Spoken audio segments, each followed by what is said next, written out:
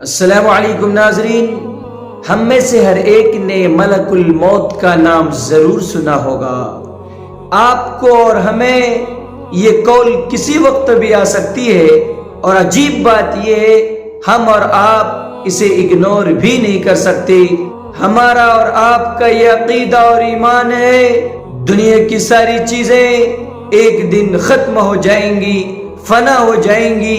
اگر کوئی چیز باقی رہے گی، اگر کوئی ذات باقی رہنے والی ہے تو صرف اللہ کی ذات ہے۔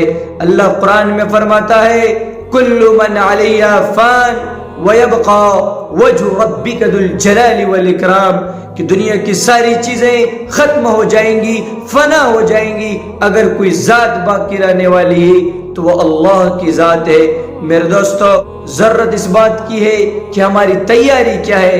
آج اگر ہماری موت آ جائے تو کیا ہم اللہ کے سامنے جواب دے سکیں گے؟